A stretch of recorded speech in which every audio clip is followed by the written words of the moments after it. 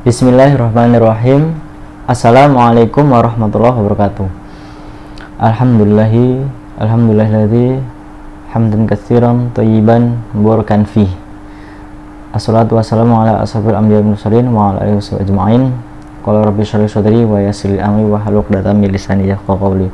Allahumma sholli ala sayyidina Muhammad wa ala ali sayyidina Muhammad. Teman-teman yang dirahmati Allah Subhanahu wa taala, Haji Abdul Malik Karim Amrullah atau biasa disebut Buya Hamka adalah ulama yang sangat karismatik. Beliau itu multi talent ya. Selain beliau seorang ulama, penceramah, beliau juga seorang sastrawan, beliau juga seorang politikus, penulis. Jadi multi talenta lah. Bahkan ulama Malaysia itu ada seorang ulama di Malaysia mengatakan bahwa Buya Hamka ini adalah Ibnu Taimiyahnya Nusantara. Jadi Masya Allah, karena kisahnya mirip seperti Ibnu Taimiyah. Nah, Buya Hamka lahir pada tahun 1908 di Maninjau, Sumatera Barat. Beliau anak dari seorang ulama juga, namanya Abdul Karim Amrullah. Nah, ketika kecil Buya Hamka itu seorang anak yang nakal, tapi nakalnya itu manja karena ingin diperhatikan oleh orang tuanya, ya seperti anak-anak yang lainnya lah, manja, nakal gitu. Tapi qadarullah, pada saat usia 13 tahun ternyata orang tuanya itu bercerai, jadi berpisah. Akhirnya ya beliau kecewa, nakal yang manja itu berubah menjadi ya nakal-nakal yang di atas anak-anak itu. Akhirnya pada saat usia 15 tahun ayahnya itu mendengar kenakalan Buya Hamka.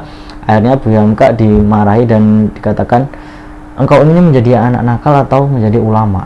Sungguh ayah ini ingin engkau menjadi ulama. Akhirnya Buya Hamka setelah itu menyesal, lalu beliau pergi ke tepi danau. Nah, di tepi danau ini beliau merenung. Akhirnya beliau memilih jalan hidup, apakah beliau ingin menjadi anak nakal atau menjadi ulama. Dan qadarullah ternyata beliau lebih memilih menjadi ulama. Masya Allah. Coba kalau misalnya beliau memilih jadi anak nakal, mungkin saat ini nggak ada yang namanya Buya Hamka. Tapi itu sudah menjadi takdirnya Allah. Nah, teman-teman yang dirahmati Allah SWT, dan beliau ini adalah ulama yang menempatkan sesuatu pada tempatnya. Beliau bisa saja memaafkan orang lain walaupun orang itu sudah berbuat buruk kepadanya. Beliau juga bisa saja marah pada saat beliau marah. Nah, beliau itu pada saat haji ya, haji zaman dahulu kan tidak menggunakan pesawat ya, jadi menggunakan kapal. Nah, jadi ketika di kapal itu, petugas kapalnya itu mengatakan kepada para penumpang, pada para jamaah haji itu tidak boleh sholat berjamaah gitu. Kata petugas itu sholat saja di kamar masing-masing. Buya Hamka akhirnya marah dong. Buya Hamka marah, lalu Buya memarahi petugas kapal tersebut yang mengatakan tidak boleh sholat berjamaah. Jadi gitu, beliau menempatkan sesuatu pada tempatnya. Nah, beliau itu juga seorang yang sangat pemaaf. Jadi pada saat itu beliau kan dulu sangat dekat sekali dengan Bung Karno. Tapi ketika Bung Karno dekat dengan komunis, sampai istana itu dipenuhi oleh komunis, itu beliau menjadi tidak dekat dengan Bung Karno karena Buya Hamka itu anti komunis. Bahkan Buya Hamka pernah mengingatkan Bung Karno, kenapa komunis ini berada di Indonesia? Kenapa orang yang tak beragama ini berada di Indonesia? Itu. Akhirnya Buya Hamka mengisi ceramah-ceramah tentang bahaya komunis, menulis di surat-surat kabar tentang bahaya komunis. Sampai-sampai ketika beliau juga berkecimpung di dunia politik bersama Masyumi, beliau ditangkap oleh rezim Soekarno pada saat itu. Nah, mulailah awal penderitaan dari Buya Hamka. Bahkan tidak melalui persidangan. Nah, kalau dengan tuduhan ingin membunuh Presiden Soekarno, ini kan apa ya, bukan berdasarkan hukum, tapi berdasarkan kepentingan politik. Jadi sebelum di penjara itu Buya Hamka pernah dimasukkan ke dalam kolam air dan di listrik gitu loh. Coba Anda bayangkan, istri itu kan kalau terkena air itu kan sangat sakit sekali itu, sangat kuat sekali, sampai Buya Hamka ya sakit parah itu, akhirnya dibawa ke rumah sakit.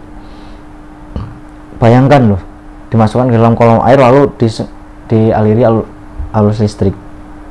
Setelah sembuh, beliau dipenjara selama 2,4 tahun, 2 tahun 4 bulan. Sebelumnya itu diperiksa selama 15 hari. Coba bayangkan, yang membuat Buya Hamka sakit hati itu bukan di penjaranya, tapi ketika diinterogasi itu dikatakan depan mukanya Buya Hamka, engkau pengkhianat, engkau ingin menjual negara ini, NKRI ini kepada Malaysia. Itu yang membuat Buya Hamka itu sakit hati. Bahkan beliau tulis dalam buku Tasawuf Modern. Nah, tapi yang membuat Buya Hamka itu tidak sakit hati, ketika beliau dipenjara selama 2,4 tahun, itu beliau menyelesaikan karyanya yang sangat masyhur ya sampai saat ini, yang sangat besar ya menurut beliau, Tafsir Al-Azhar, tafsir Al-Quran 30 juz. Jadi Masya Allah, bahkan malah beliau berterima kasih pada Soekarno, kalau beliau tidak penjara, mungkin tafsir ini tidak mungkin selesai. Jadi begitulah, ketika seorang melihat suatu hal yang terjadi pada dirinya itu dari sudut pandang yang positif.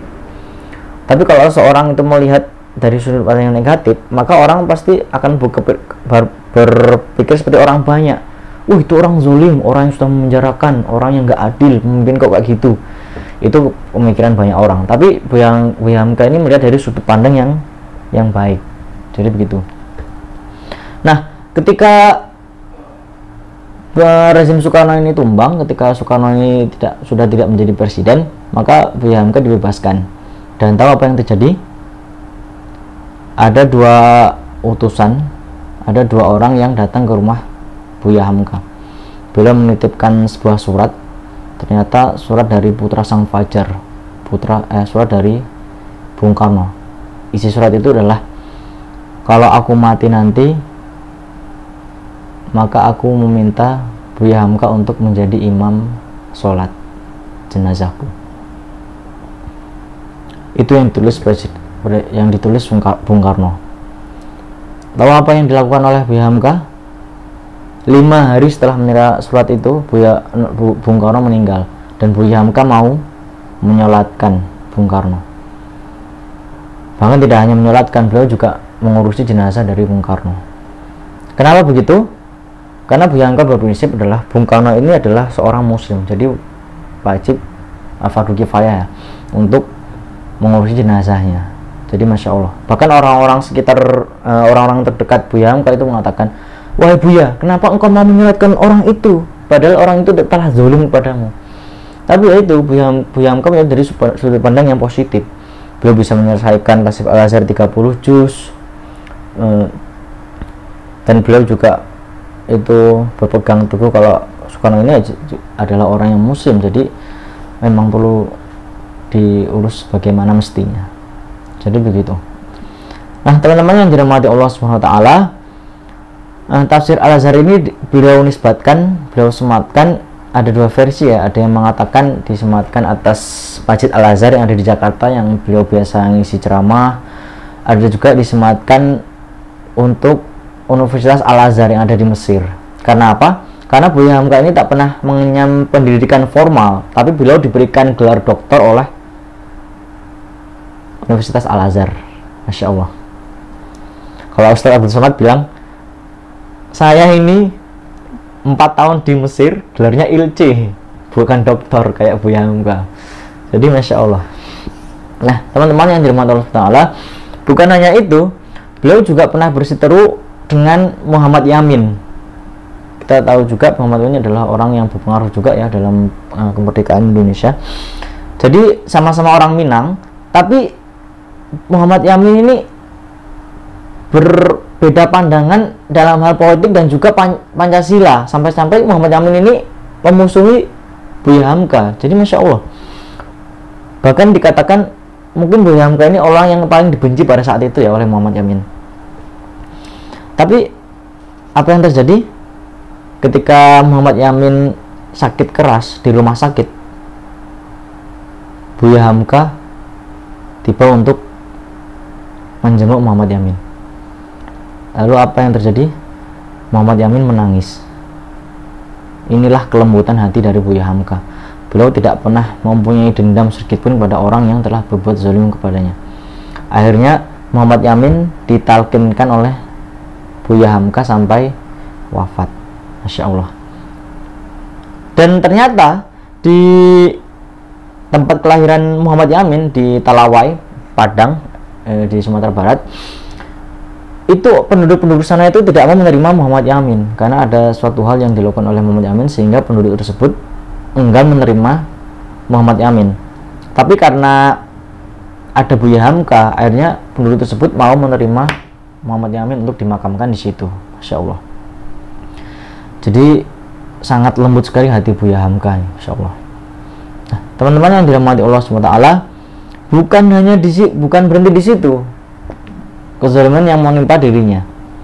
Nah, beliau itu kan pernah menulis sebuah novel ya, Tenggelamnya Kapal Van der Wijk.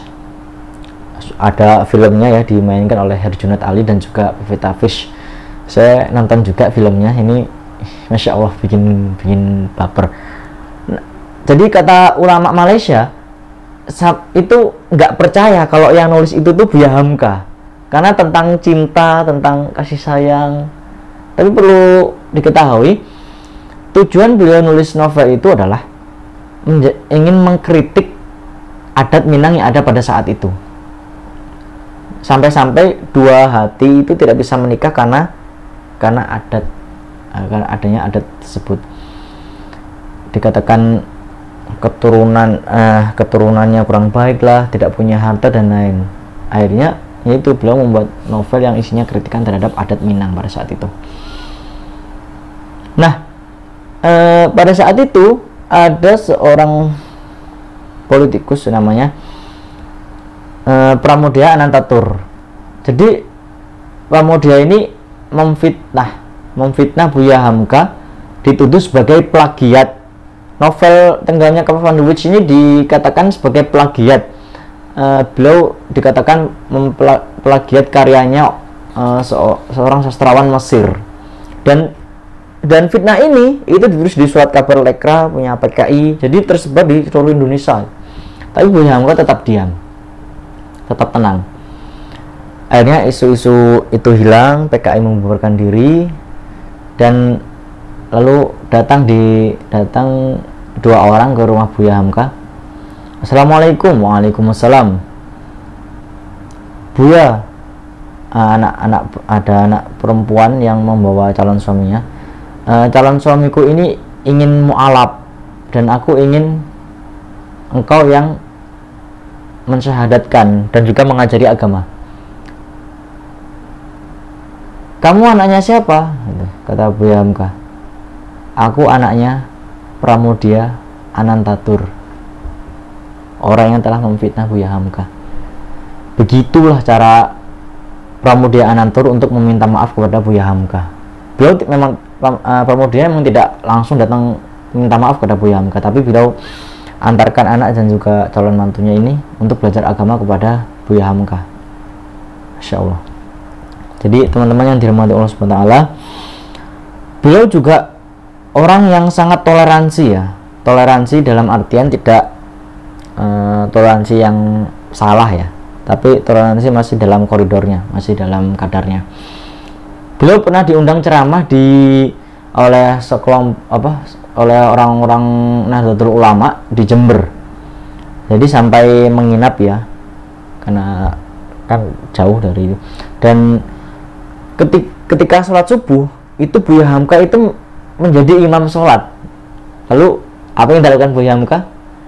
Beliau mengangkat tangan ketika rakaat kedua setelah rukuk.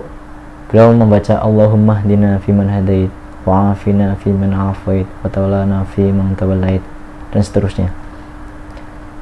Beliau sangat menghormati sekali, padahal beliau adalah tokoh Muhammadiyah, tapi beliau tahu ketika beliau berada di mana, beliau bisa sangat menghormati. Seperti halnya Imam Syafi'i dan juga Imam Ahmad bin Hambal, keduanya sangat saling menghormati. Imam Syafi'i pada saat itu berkunut, tapi ketika berkunjung di tempatnya Imam Ahmad, beliau tidak berkunut. Begitu Imam Ahmad, ketika beliau tidak berkunut, ketika berkunjung di tempatnya Imam Syafi'i, beliau berkunut. Jadi Masya Allah, sangat indah sekali. Nah, teman-teman yang dirahmati Allah SWT, tapi ketika dalam hal yang menyangkut soal agama ya, menyangkut soal akidah, beliau juga tegas. Pada saat itu beliau diminta oleh mahasiswa HMI ya, himpunan mahasiswa Indonesia atau himpunan mahasiswa Islam ya pada saat itu ya. Jadi beliau diminta untuk menyambut Paus Paulus. Ayolah Buya, kita sambut Paus Paulus, kita buktikan kalau kita ini toleransi, kata Buya Hamka. Tidak, aku tidak mau menyambutnya. Bagaimana aku bisa menyambutnya sedangkan orang itu telah mengkristenisasi warga-warga Nusantara. Jadi Masya Allah. Dan beliau ini juga salah satu pendiri MUI ya. Jadi beliau yang memprakarsai berdirinya MUI, dan beliau ketua MUI yang pertama. Jadi pada saat itu, pada saat Natal ya, jadi pada saat itu zamannya Presiden Soeharto.